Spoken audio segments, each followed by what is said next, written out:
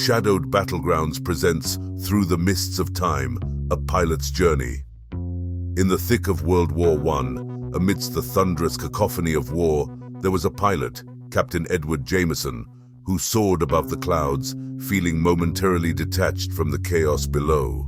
His mission on that fateful day was to scout enemy lines, a task he had performed countless times.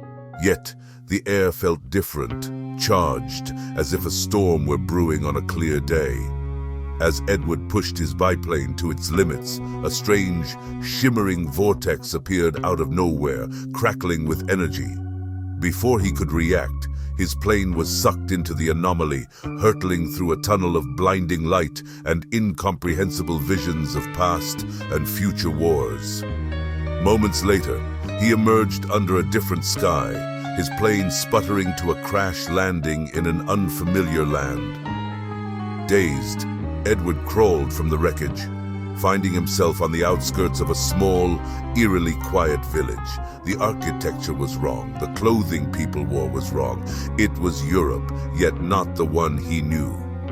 As he wandered, trying to make sense of it all, he encountered a man who, unlike the rest, did not regard Edward's uniform with suspicion, but with understanding. This man, Dr. Heinrich Müller, was a scientist who had also stumbled through a time portal from 1923.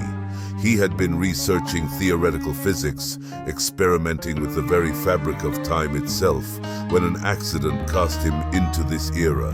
Heinrich had spent years trying to find a way back, and in Edward, he saw a kindred spirit, a fellow lost soul trying to return to his own time. Heinrich explained that the world was on the brink of another great war, far more terrible than the one Edward had left behind. The year was 1939, and tensions were mounting across Europe.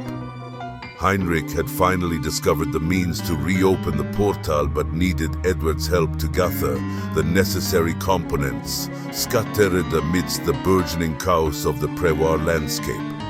Together, they embarked on a perilous journey, dodging both the emerging forces of the Axis and Allies, who viewed their quest with suspicion and intrigue.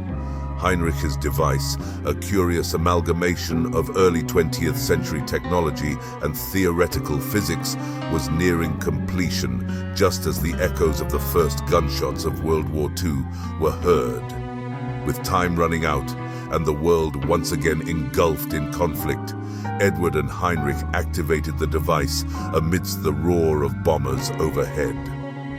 The portal flickered to life, a beacon of hope in a rapidly darkening world. Edward, with a heavy heart, bid farewell to Heinrich, who chose to stay behind, his work in this era not yet complete. Edward flew his repaired biplane through the portal, the fabric of time warping around him. He emerged over the battlefields of World War I, just in time to witness the armistice that would end the war. Landing his plane, he was greeted as a hero who had vanished and miraculously returned. But Edward was changed. He had seen the future, a future of unimaginable horror and beauty, of technological wonders and devastating wars. He knew he could not speak of his journey. Who would believe him?